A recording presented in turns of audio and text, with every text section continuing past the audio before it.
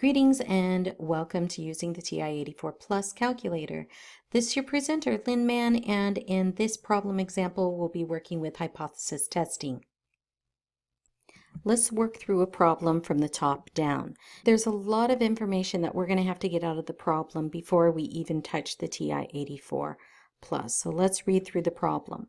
The National Institute on Standards and Technology provides exact data on the conductivity properties of materials. Following are the conductivity measurements for 11 randomly selected pieces of particular type of glass, and our data is provided. Is there convincing evidence that the average conductivity of this type of glass is greater than 1? And we're going to use a significance level of 0.5. Let's assume the population is normal. Now the first thing I want to do is I do want to clear out my L1 and my L2. I'm not going to be using L2, but I just want to make sure that these things are clear just in the event that there's some erroneous data in there and I don't want it to affect my numbers. Now that I've cleared out my list, I'm going to go to Stat, edit my list, and enter my data. I just want to make sure that I have 11 points in there. Yes, I do. Now it's time to run the test. But which test do we use? Do we use a z-test for mean? Do we use a t-test for mean? Do we use a z-test for proportion? The TI-84 Plus isn't going to tell me which test to use. I have to get that out of the problem description. To use the z-test for means, I have got to know the population standard deviation. And nowhere in this problem does it tell me what the standard deviation of the population is. So that rules out that test. The z-test for proportion, well, we're not given proportion. We're given raw data. So again, that rules out that test. But before you jump to the conclusion that, oh, it's the t-test for the mean that I have to do, how do we know? Well, we are not given the standard deviation. So that's a clear clue that the test that we need to do is a t-test. So tests are under Stat, run over to Tests, down to t-test. Now my input is not stats, it's data. So I'm going to go ahead and click on Data. My mu 0 is what is the average conductivity of this type of glass. Is it greater than 1? So my mu 0, my initial mu is 1. My list where my data is L1, so I'm going to keep that the same. My frequency is just 1. I don't have a frequency table. If I did, I would put in like L2 here. And then my mu is dependent on my H alternative. What is the symbol for our H alternative?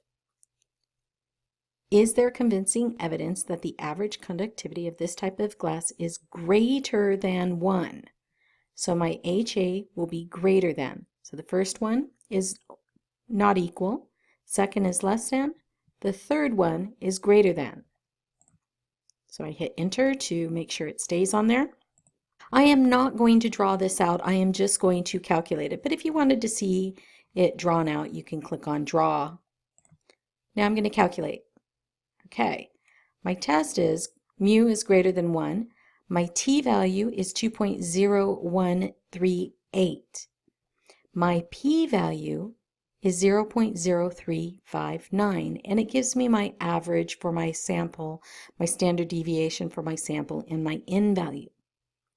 Now, it ran all the math in the background, but I personally have to come up with my decision. We are comparing our p-value to our alpha value. Our p-value is 0.0359. Our alpha is 0.05. Because our p-value is less than the alpha value, we must reject the null hypothesis. So it's reasonable to say that our data supports the claim because our claim was actually an HA. A lot of doing the t-test and the z-test and the z-test for proportions is not going to be taken care of by the TI-84. The TI-84 will run the numbers, but ultimately you have to interpret the data. Now, if you were curious, let's go back to stat and to the test, and let's go down to our t-test, and instead of calculate, everything else stays the same. I'm going to go ahead and draw this so you can see what it looks like.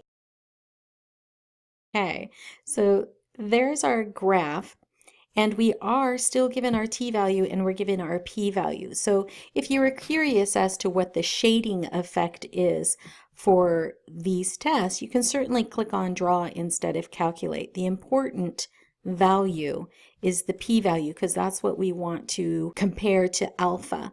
And again, since our p-value is less than our alpha, we're going to reject our null hypothesis. Our original claim was an HA, and therefore we have enough evidence to support our claim. Okay, so that's it for this example. Till next time, be seeing you.